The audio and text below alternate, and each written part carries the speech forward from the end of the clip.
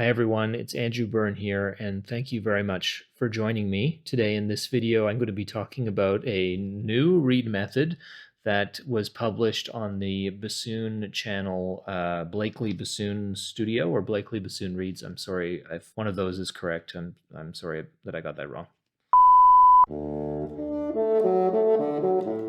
This involves using small clamps, which if you look at them on AliExpress, they'll be called spring band pipe clamp fuel air clip silicone fast predictable metal clamps. There's a lot of keywords there. I'll put a link in the description where you can see what we're talking about, but of course you can also watch the video where the method is laid out, and it's sold as a way of making reads very quickly. But also I think what's very important is that it's a cheat code for people who are lazy reed makers who have trouble making the butt end of the tube perfectly round. And this is a very useful tool to help you with that. But I wouldn't necessarily follow the method as prescribed. And I'm going to go through that right here, right now, in the sort of live description of what I'm talking about. So I said the word cheat code. I would suggest to use this clamp, to order some of these clamps. They're extremely cheap.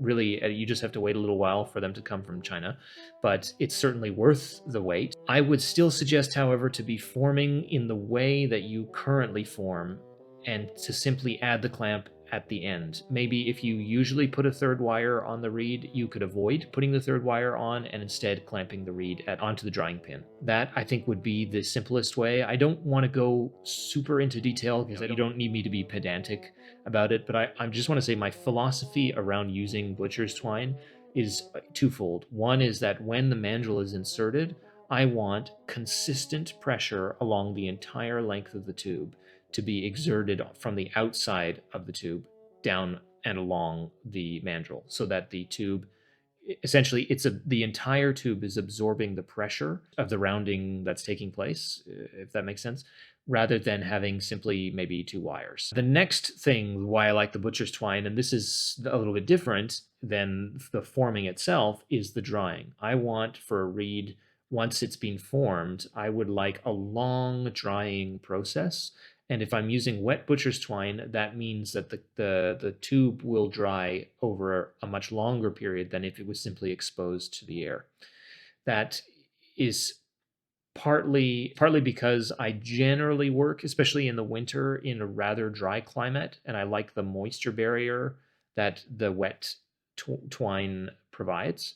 But I do prefer to have longer wait times as the wood dries, and I think that does help prevent a sudden split from happening if it's taking a very long time for the humidity to leave the inside of the wood.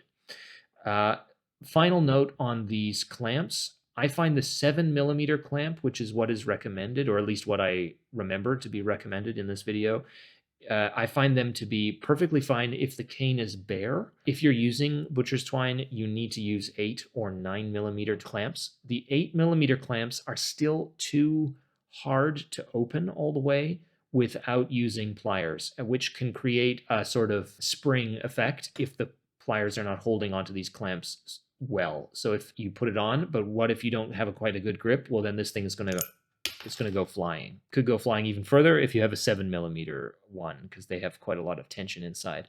But the 9mm one, the 9mm clamp, I can open entirely with my thumb and forefinger. But the downside of that is that it's not as tense around the wrapped reed. I think these are really worth experimenting. They're so cheap. It's not worth it not to. I think I said that correctly. You should do it. You should try it. So thank you very much to Scott Blakely for discovering this new forming tool. If you're paying attention to what I do, I would suggest incorporate the clamp into your forming method and not to work very, very fast. Thanks very much for watching. Next week, I'm going to be speaking with Michael Elderkin, who has developed some software which I think is going to revolutionize reed design. Take it easy. Bye for now.